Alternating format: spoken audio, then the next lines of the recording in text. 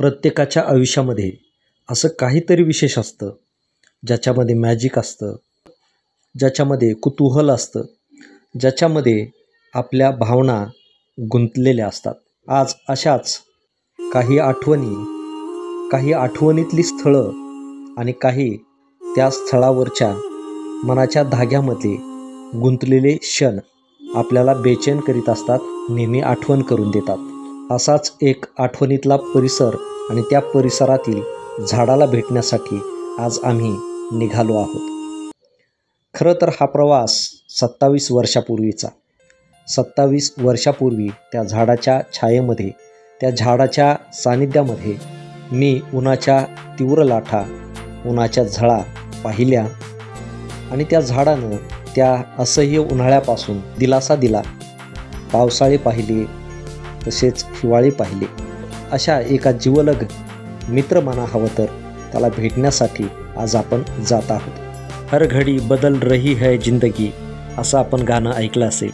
अगदी त्याप्रमाणे खरंच जग बदलत आहे. ज्या परिसरात आपण वाढलो, खेळलो आणि जो परिसर आपण अनुभवला, तो परिसर आज जर पाहिला तर असा आमूलाग्र बदललेला आहे. नमस्कार मित्रांनो, आज आम्ही एका आठवणीतील झाड आणि त्या झाडाला भेटण्यासाठी आलेलो आहोत.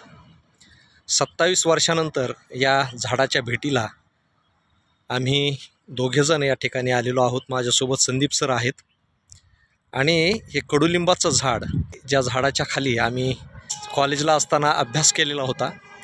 समोर जे दिसतंय ते कॉलेज आहे आमचं आणि त्या झाडांच्या खाली बसून आम्ही अभ्यास करत होतो. तेव्हा ते छोटंसं झाड होतं.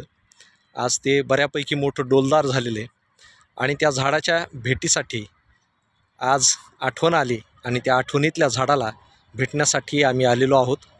तर चला आपण त्या झाडाला भेटण्यासाठी जाऊ, कारण हे विशेष माझ्या जीवनातलं सर्वात महत्त्वाचं असं झाड आहे की ज्या झाडाखाली बसून आम्ही गुणवत्तेनं उत्तीर्ण झालो होतो. चांगले मार्क मिळून कॉलेजचं नावलौकिक केलेलं होतं.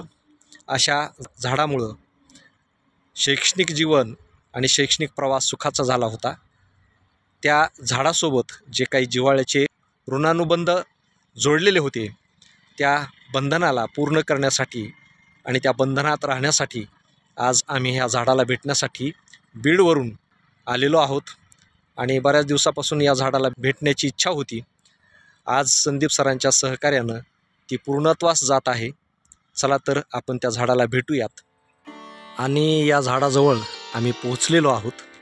त्यावेळेस हे खूप छोटंसं झाड होतं. आता असं डोलदार आणि खूप मोठं झालेलं हे झाड आहे. इकडं सुद्धा पहा, हे एक झाड आहे आणि हे एक झाड आहे. हे आजूबाजूचे दोन्ही झाडं हे छोटे छोटे होते त्यावेळेस आणि ह्या झाडाखाली आम्ही अभ्यास करत बसायचो. मित्रपरिवार आमचा या झाडाखाली मी बसत होतो. जसे संदीप सर आज बसलेले आहेत तसं. आणि या इथून हा कॉलेजचा परिसर होता. सकाळी 8 वाजता 8:30 वाजता आमचं कॉलेज भरायचं, परंतु सकाळी 7लाच आम्ही या ठिकाणी येऊन बसायचो. असे ते दिवस होते. आता बरंचसं इथं डेव्हलपमेंट झालेली आहे. बाजूला पेट्रोल पंप झालेला आहे आणि या झाडाच्या आणि कॉलेजच्या मधोमध अलीकडून रेल्वे पटरी गेलेली आहे. रेल्वेचा रस्ता झालेला आहे. पलीकडून हायवे आहे आणि आजूबाजूला जर बघितलं तर बरंचसं उत्खनन झालेलं आहे आता. म्हणजे पूर्वीसारखी इथं एवढी काही समृद्धता नाही, पण तरीसुद्धा पाठीमागचा जो डोंगर आहे त्या डोंगरावरती अशी हिरवाई आहे. बरेचसे झाडं झुडपं या डोंगरावरती आजही आहेत. त्यावेळेस तर खूप होते, परंतु त्या डोंगराच्या उतरणीला जर पाहिलं तर कुणीतरी खोदकाम केलेले, म्हणजे थोडक्यात हे झाड ज्याच्या शेतात असेल त्यांनीच केलेलं असावं, परंतु बऱ्याच ठिकाणी असा डोंगर खोदलेला आहे. तर अशा पद्धतीचं हे आठवणीतलं झाड होतं. त्या झाडाला एक स्नेहपूर्वक आपण पुष्पांजली अर्पण करू.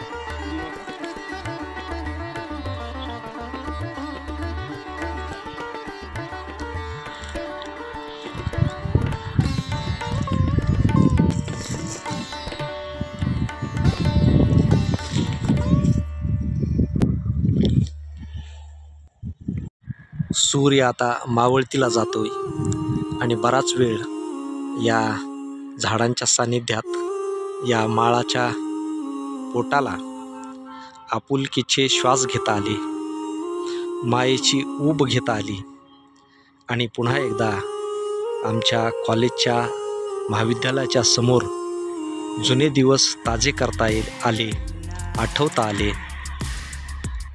त्याबद्दल या सर्व अणुरेणूंचे आभार, धन्यवाद. पुन्हा भेटूयात.